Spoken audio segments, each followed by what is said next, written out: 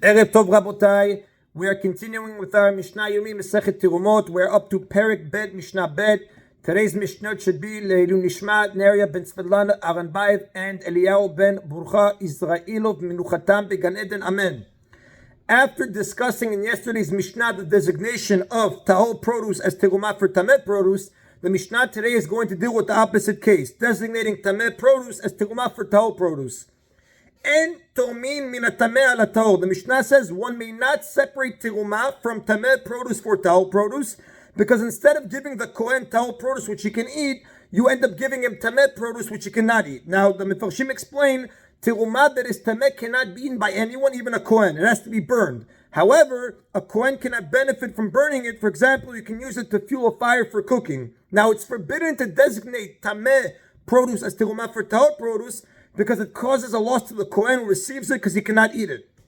Another reason for this Isul is the one that we said in yesterday's Mishnah, that it is forbidden to designate Tahor produce as Terumah for Tameh produce, or to designate Tameh produce as Terumah for Tahor produce, because you might violate the law of Mina Mukaf, the law of proximity. However, that reason alone would not cause the designation to be ineffective. V'im Taram, the Mishnah says, and if one did separate Terumah from Tameh produce for Tahor produce, Shogeg terumatot terumah, umezid lo asa klum. The halacha is like this: if he did it by mistake, meaning he didn't know that it was tameh, his terumah is valid. Umezid lo asa klum. But if he sinned knowingly, he has not done anything, meaning the terumah designation is not effective, and he has to separate terumah again. And then the Mefarshim explain the Chachamim disqualified the terumah designation to punish the person for deliberately doing an averah. Now he has to separate a second portion of terumah. However, according to the Torah law, biblical law, the first designation was effective, and therefore the first portion has to be treated as valid terumah. Therefore, the first portion is biblical terumah, and the second portion is a rabbinical terumah. V'chen ben Levi shelo maaser tevel. Likewise, a similar ruling. If you have a Levi that has maaser that is tevel, meaning maaser rishon, from which terumat maaser was not separated yet, he was given the 10% from a regular person. That's tameh produce. He didn't separate terumat maaser for the kohen yet, and right, and he repeatedly separated terumat maaser from it. For maaser rishon, that's tahor, meaning he takes this tameh item. Okay, this for the kohen, this for the kohen, this for the kohen, and I'm doing it for all my tahor items that they should be already muflash.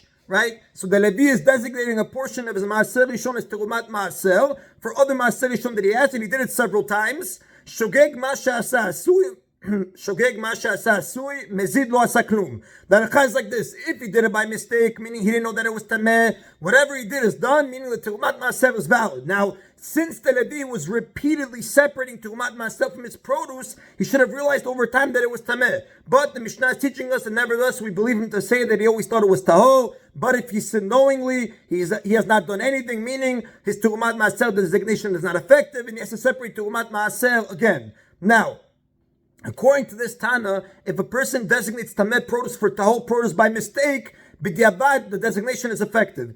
But Rabbi Yehuda disagrees in a specific case. Rabbi Yehuda says, "Im haya yodea bo batchila, af al pi shu shogeg lo asa klum." If he knew at first that it was tameh, then even if later he forgot that it was tameh, so that when he separated the terumah from it, he sinned by mistake, he has not done anything, meaning his designation is not effective. Because since at one point he knew that the produce was tameh, we say that he knowingly designated the tameh produce as terumah for tahor produce, which is an invalid designation. The Mefarshim explain, according to this Tana Rabbi Yehuda, the person's forgetfulness is treated like negligence. And the Rav says, the halacha does not follow Rabbi Yehuda. Shogeg is going to be an effective separation. That is the Rabotai Mishnah Bet. Mishnah Gimel, just like the previous Mishnah, Mishnah Gimel is going to cite cases in which the Chachamim imposed a penalty for a sin that was committed knowingly, but not if it was committed by mistake. These cases, however, are going to be primarily related to laws of Shabbat instead of the laws of Terumah.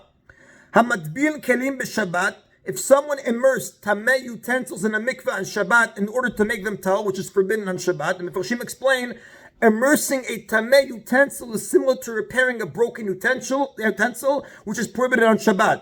The immersion repairs it in the sense that now it can be used for purposes like holding sacrificial meat or terumah, for which it would be unfit if it was tameh. So Mishnah says, Hamad bir kelim b'Shabbat. If someone immersed tamei utensils in a mikvah on Shabbat in order to make them tahor. Shogeg yishtamesh behem, mezid lo yishtamesh behem. The law is like this: if he sinned by mistake, meaning he didn't know that today was Shabbat, he may use the immersed utensils. But if he sinned knowingly, he's not allowed to use them, because since he deliberately violated the laws of Shabbat, the Chachamim penalized him by forbidding him to benefit from his Avirah, meaning he may not use the immersed utensils until after Shabbat. The Mishnah continues, Ham-aser v'ham-bashel b'Shabbat, shogeg yochal, mizid lo yochal. If someone tithed or cooked food on Shabbat, the halakha is like this. Shogeg yochal. If he sinned by mistake, he may eat the tithe produce of the cooked food. Mezid lo yochal. But if he sinned knowingly, he may not eat it. And the Mefarshim explain, a person is not allowed to tithe produce on Shabbat, because this also repairs the produce by making it halachically fit to be eaten. Obviously, we know also cooking on Shabbat is in Isur Doraita. It's one of the lamited melachot that the Torah prohibits on Shabbat.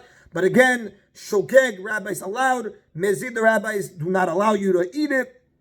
And the Mefarshim point out, if somebody tithed food on Shabbat without being aware that he was sinning, he's allowed to eat it even on Shabbat. But if he sinned knowingly, he may not eat it until after Shabbat. Now, these laws apply to tithing on Shabbat, which is forbidden only according to the rabbis. Cooking on Shabbat, which is a sin d'oraita, there are greater restrictions. If someone cooked on Shabbat without knowing that he's sinning, he may not eat the food on that Shabbat. He's allowed to eat it after Shabbat. And if he sinned knowingly, he may never eat it. That's how you read it in this Mishnah's sense. Shogeg yochal after Shabbat. Mezid lo yochal ever. Hanoter b'Shabbat, the Mishnah continues, if someone planted a tree on Shabbat, which we know is also asur midoraita, it's one of the lamitet melachot, shogeg ekem mezid yaakor. The law is like this: if he sinned by mistake, he may keep the tree, but if he sinned knowingly, he must uproot it. Now that we dealt with the laws of planting a tree on Shabbat, the Mishnah is going to turn to a case of planting a tree during Shemitah, the 7th year, when planting is also asur. Ubashvi'it ben shogeg ben mezid yaakor. But if somebody planted a tree during Shemitah, whether he sinned by mistake or knowingly, he has to uproot the tree, because the Chachamim treated Shemitah violators more strictly than Shabbat violators, because people are more likely to transgress the laws of Shemitah than the laws of Shabbat. Meaning the Chachamim were concerned, if someone sees a tree being planted during Shemitah and it's allowed to remain in its place, he might think that planting trees during Shemitah is allowed.